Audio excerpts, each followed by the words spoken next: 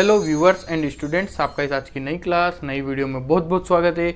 आपके चल रहा था अब जो हमने पहले पढ़ा था वो था फर्स्ट पेपर समाप्त हो चुका है। उसकी एक यूनिट बचती है आपकी जो मिश्र वाली है। मिश्र वाली यूनिट को अपन थोड़े दिनों बाद देख लेंगे। कुछ एक यूनिट रह जाती है तो ठीक रहता है कि अगली बार पढ़ने में रहता है वो सब्जेक्ट, वरना अगर मैं पूरी कंप्लीट करा दूंगा तो आप सोचोगे तो फर्स्ट तो हो गया, आपने सेकेंड ही पढ़ना है। तो ऐसा नहीं है, आप उसको भी पढ़ो और इसको भी पढ़ो, दोनों को साथ में लेके चलना है क्योंकि पेपर दोनों के होने हैं। ऐसा नहीं कि एक पेपर होना है, और ऐसा ही नहीं है कि आप एक पेपर पढ़ लोगे आपके अच्छे नंबर आ जाएंगे तो आप पास, ऐसा नहीं है। दोनों पेपर का कंबाइंड तारा जो देखिए ना, दोनों में पल्ले बराबर होंगे तो ही काम बनेगा। एक तरफ है आपका फर्स्ट पेपर, एक तरफ आपका सेकंड पेपर, दो में से एक को वेटेज ज़्यादा दोगे तो एक नीचे हो जाएगा, ये वाली बात है। तो आपको दोनों को इक्वल लेके चलना है तो ही आपके इक्वल दोनों में अच्छे नंबर आएंगे और परसेंटेज अच्छा बन जाएगा।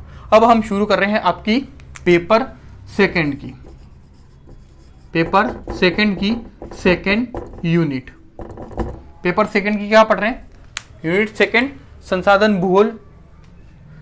भूगोल आपका सेकंड पेपर है। उसके संबंध में दूसरी यूनिट पेपर जिसने नहीं देखा है या सिलेबस जिसने नहीं देखा है वो प्लेलिस्ट में आपके जो क्लास है उससे संबंधित वीडियो फर्स्ट में डली हुई है, उस सिलेबस को देख लो। जिसके पास सिलेबस नहीं है वो मुझसे पूछे, मैं उसको पीडीएफ अवेलेबल करवा दूंगा। कमेंट बॉक्स में लिख सकते हैं, जो मुझसे जुड़े हैं वो व्हाट्सअप भी कर सकते हैं, ठीक है। अब हम देखेंगे आज क्या है, थोड़ा छोटा मोटा चैप्टर ले लेते हैं। क्या है? प्राकृतिक संसाधनों का अर्थ, यानी कि नेचुरल रिसोर्सेस क्या है, किसे कहते हैं, इसका अर्थ क्या है और उसके महत्व पर आज जानकारी हासिल करेंगे। तो जो अर्थ है उसको समझने से पहले प्राकृतिक संसाधन का महत्व हमारे आज से नहीं, जो हमारे पूर्वज है, आदि मानव, हमारे पूर्वज ही हैं आदि मानव, उन्हीं की संतान है अपन, ठीक है। तो जो आदि मानव थे उस समय भी संसाधनों का या प्राकृतिक संसाधन का सीधा सा फंडा ये है कि कहाँ से प्राप्त होते हैं, ये प्रकृति द्वारा। इसलिए इनको क्या कहा जाता है? प्राकृतिक संसाधन कोई भी वस्तु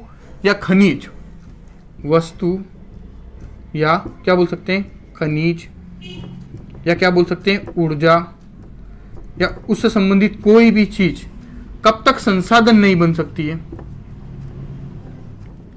कब तक संसाधन नहीं बन सकती? जब तक कि वो हो क्या हो, मानव उपयोगी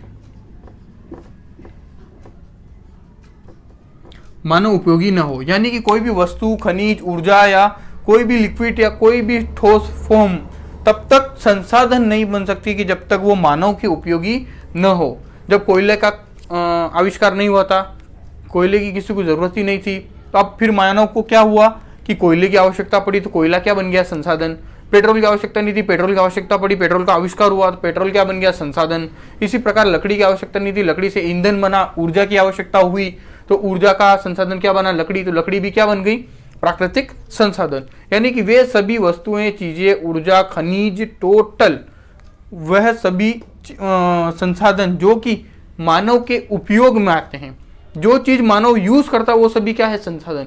ये मैं मार्कर यूज कर रहा हूं, ये मेरे लिए क्या है? संसाधन। जिस फोन से मैं वीडियो बना रहा हूं वो क्या है? मेरा संसाधन। जिस बोर्ड पे मैं लिख रहा हूं वो क्या है? संसाधन, क्योंकि मेरे उपयोग में है, ये यूज में है।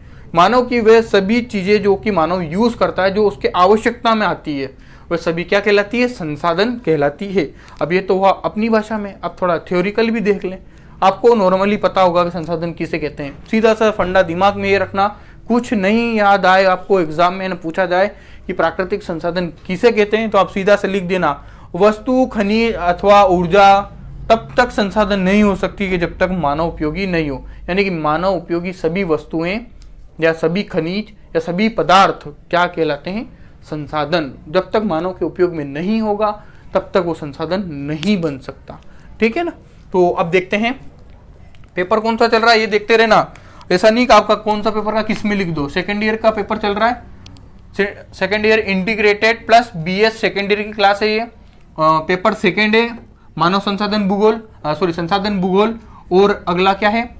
यूनिट सेकेंड चालू की अब मैंने, unit second. First unit complete हो चुकी है, जिसने नहीं देखी है वो प्लेलिस्ट में जाके जरूर देख ले। अब देखते हैं प्राकृतिक संसाधन का अर्थ क्या होता है, ठीक है। ये तो मैंने थोड़ा समा बांध दिया, प्रस्तावना कर दी। प्रस्तावना के बाद आते हैं मेन मुद्दे पे। संसाधन को क्या कहते हैं अंग्रेजी में? रिसोर्स। जानते हो? नेचुरल रिसोर्सेस मैंने अभी बोला, रिसोर्स संसाधन कहलाता है। रिसोर्स इंग्लिश में बोलते हैं, हिंदी में क्या बोलते हैं? संसाधन।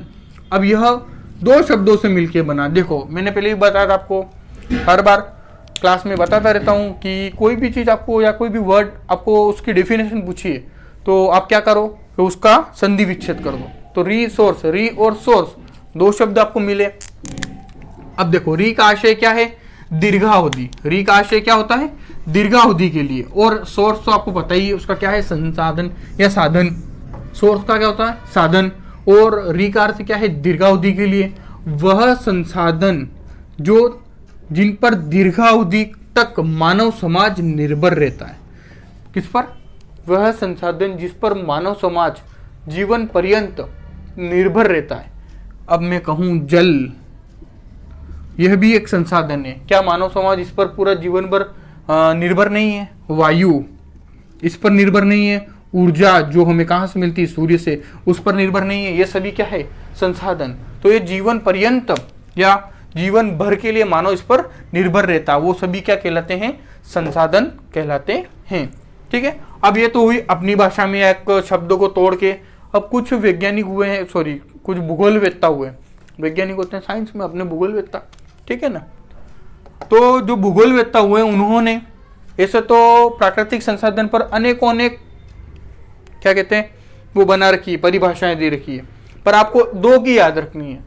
दो की याद नहीं रखा तो तीसरी आप अपने नाम से भी लिख सकते हो, क्योंकि मैंने जो अभी बताया वह सभी वस्तुएं, खनिज और ऊर्जा के संसाधन, वह सभी जो कि मानव के उपयोग में आते हैं, वह सभी क्या कहलाते हैं, संसाधन। इसी के इर्द गिर्द सभी परिभाषाएं घूमेगी। इसी के इर्द गिर्द सभी परिभाषाएं घूमेगी। कैसे, अभी देखो पहली परिभाषा है स्मिथ एवं फिलिप्स।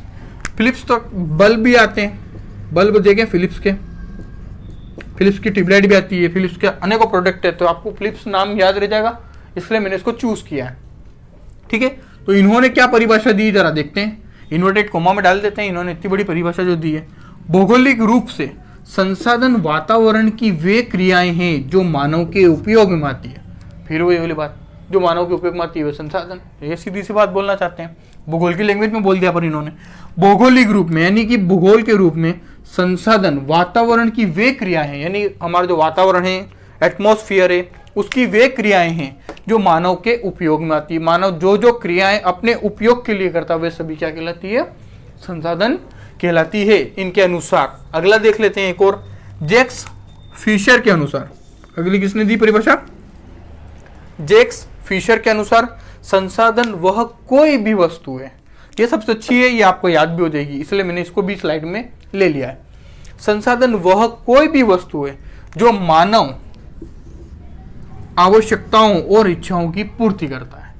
संसाधन वह कोई भी का मतलब कोई भी, A to Z इंग्लिश में बोलते हैं ना परिभाषा, A to Z मतलब कुछ भी, वो सभी जो मानवीय आवश्यकताओं एवं इच्छाओं की पूर्ति करता है वो सभी क्या है, संसाधन कहलाते हैं। तो ये था शॉर्ट नोट संसाधन का अर्थ एवं परिभाषा। ये हो गया अर्थ, ये हो गई परिभाषा। इन दोनों को और इस परिभाषा को आप अच्छे से नोट कर लेना। अब देखते हैं संसाधन के प्रमुख प्रमुख क्या क्या गुण होते हैं।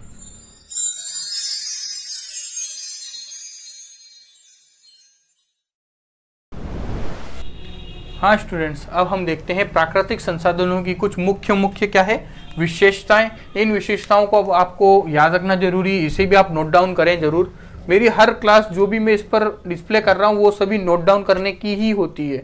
मैंने पहले ही बोला आपको, जो चीज़ मैं यहाँ पर बोर्ड पर बताता हूँ वो चीज़ कहीं ना कहीं आपको नोट्स में नहीं मिलेगी, और जो चीज़ नोट्स में हो सकती है वो कहीं ना कहीं यहाँ नहीं होगी। तो आप ये ना सोच के चलें कि हमको जो बोर्ड पे मिल रहा है यानी वीडियो के माध्यम से मिल रहा है हम उसी को पढ़ लें, या हमें चलो वीडियो देखने की टाइम नहीं, हम जो नोट्स दे रहे हैं सर उसी को पढ़ लें। तो फिर आप बीच के बंधु बन के रह जाओगे, ना इधर जाओगे प्लस में ना माइनस में जाओगे, फिर बीच में एवरेज में रह जाओगे। ठीक है, अब देख लो आपको एवरेज में रहना है कि प्लस में जाना है कि माइनस में जाना है, इसलिए दोनों चीज़ों को लेके चलना होगा, वीडियो को भी और नोट्स को भी, यानी PDF को। ठीक है, अब देखते हैं कुछ प्राकृतिक संसाधनों की विशेषताएं।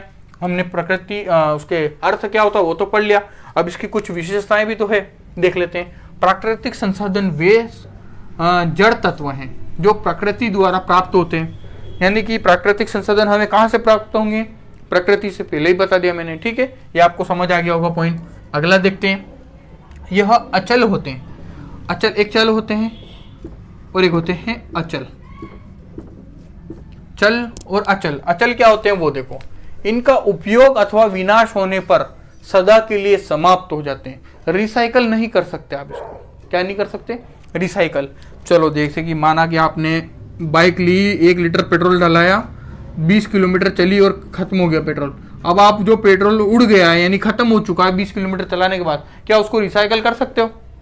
कुछ भी करके नहीं कर सकते। तो ये क्या है, अचल है, पेट्रोल है, इससे संबंधित जो भी है, कोयला एक बार जल गया उसमें ऊष्मा मिल गई, उसके बाद आप वो जो राख बचेगी क्या उससे कोयला बना सकते हो? नहीं बना सकते। तो ये संसाधन क्या होते हैं, अचल होते हैं, यानी कि उपयोग कर लिया या उसका विनाश हो गया।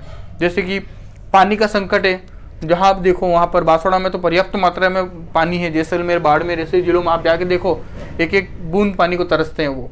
तो हमारे यहाँ तो माही है इसलिए बहुत अच्छा है।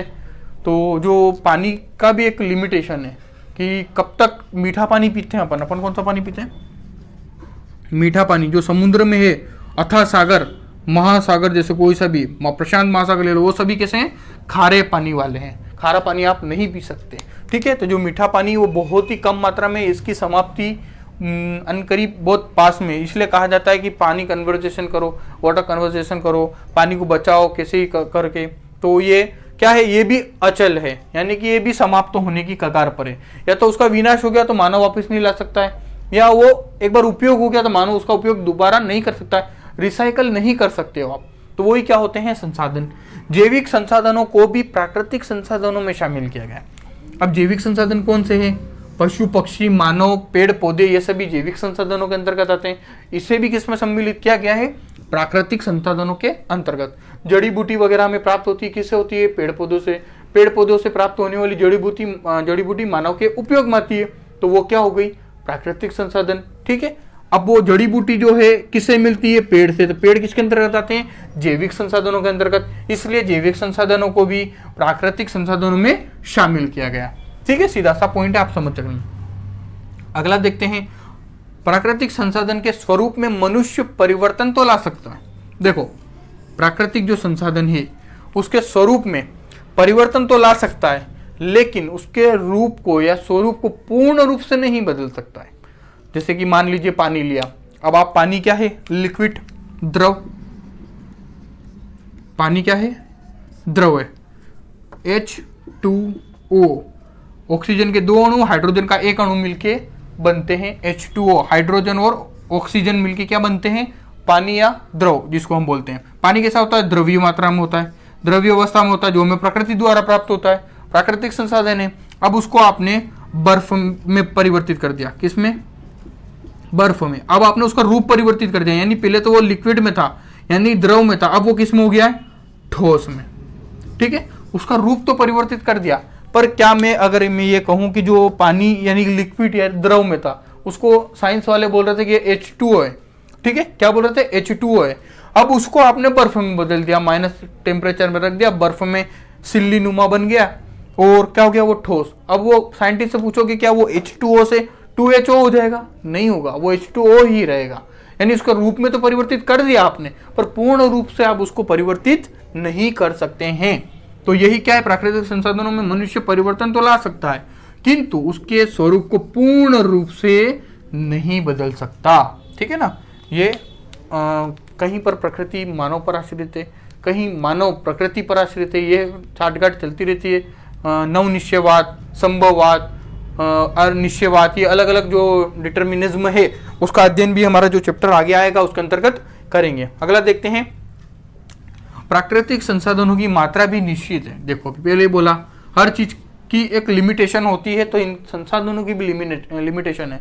अब एक वक्त ऐसा नहीं आए कि पेट्रोल खत्म हो जाए तो मानव क्या करेगा, वो नया संसाधन खोज लेगा, ये बात पक्की है। पर जो मेन संसाधन था यानी कि हमारा पेट्रोल, वो तो खत्म हो जाएगा। इसी तरह यानी कि प्राकृतिक जो संसाधन उनकी एक लिमिटेशन है, एक मात्रा है, एक निश्चित मात्रा है। ठीक है, उन्हें घटाया या बढ़ाया नहीं जा सकता। आप बोलो कि सर 1% दुनिया में पानी है, मैं इसको 2% कर दूंगा, कैसे कर दोगे, नहीं हो सकता है।